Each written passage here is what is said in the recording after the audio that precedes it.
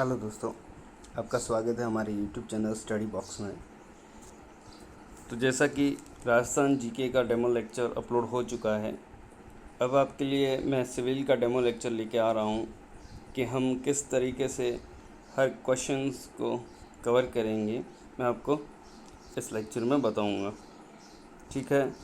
और इन दोनों demo lectures की पीडीएफ और जो नेक्स्ट हमारा जो क्वेश्चन प्रैक्टिस बैच रहेगा 50-50 क्वेश्चंस, उनकी पीडीएफ आपको हमारे टेलीग्राम चैनल पर मिल जाएगी, जो कि स्क्रीन पर शो हो रहा है।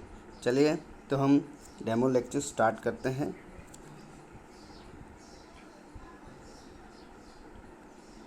तो हमारा क्वेश्चन है,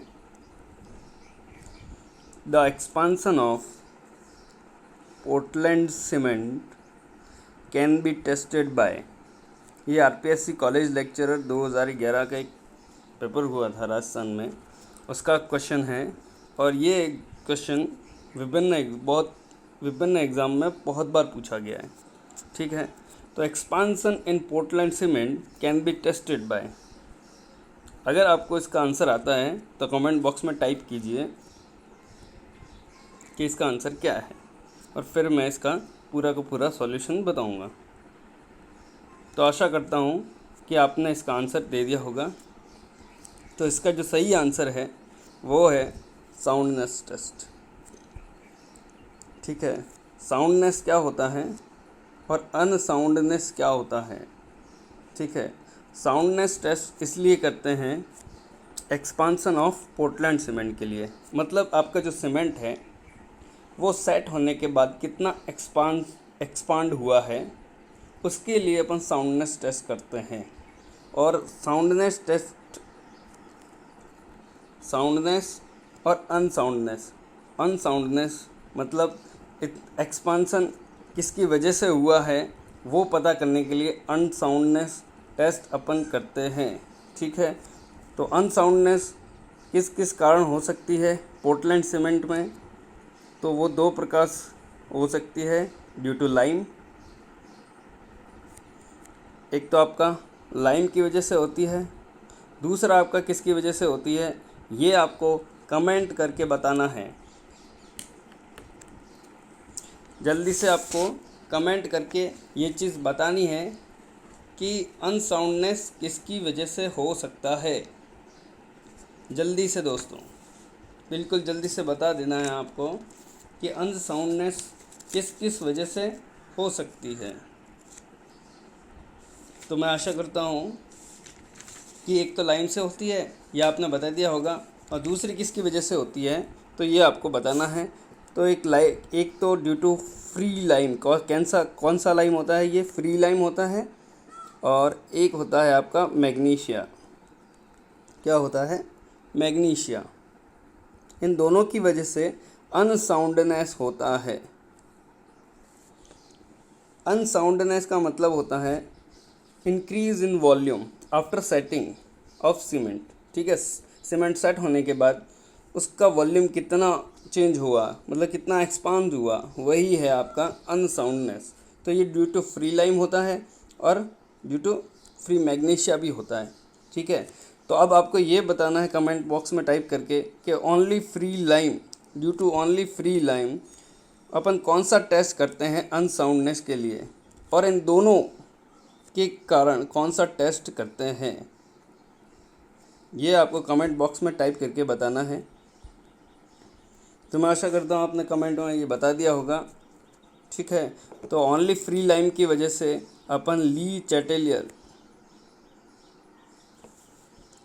चैटेलियर्स एप्रोटस यूज करते हैं। ली चैटेलियर एप्रोटस से फ्री लाइम के अनसाउंडनेस निकालते हैं। Parts, okay. ये ओनली है फ्री लाइम, और जो लाइम और मैग्नीशिया दोनों की वजह से होता है वो होता है आपका ऑटोक्लेव टेस्ट, ऑटोक्लेव मेथड,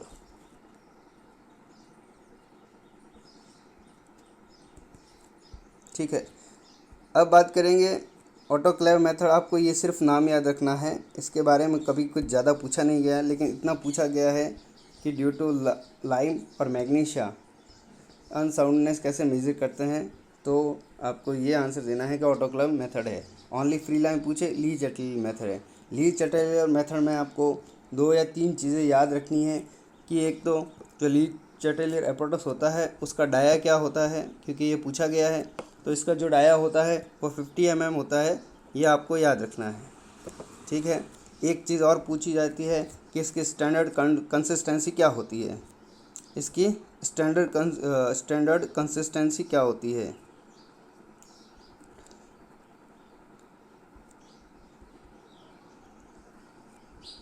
तो 0.78 p होती है, ये भी आपको याद रखना है।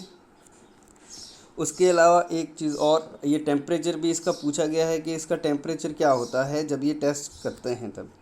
तो ये टेम्परेचर 27 से लेकर 32 सेंटीग्रेड होता है। तो ये चीज़ें आपको ध्यान में रखनी है।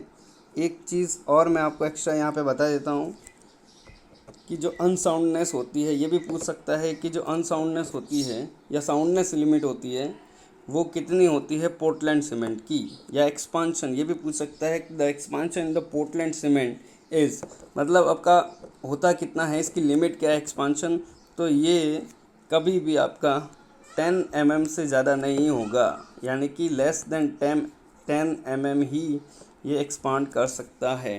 तो दोस्तों हम इसमें फुल सॉल्यूशन डिटेल के साथ एक एक क्वेश्चन को सॉल्व करेंगे। अगर आपको अच्छे से पता है तो अपन जल्दी जल्दी बहुत सारे क्वेश्चन कवर करेंगे, लेकिन मिनिमम अपन एक लेक्चर में 50 क्वेश्चन का टारगेट रखा है। 50 क्वेश्चन जीके और 50 क्वेश्चन ये जो जीके का बैच है वो हमारा 5 से 6 बजे स्टार्ट होगा, 5 to 6 PM शाम को।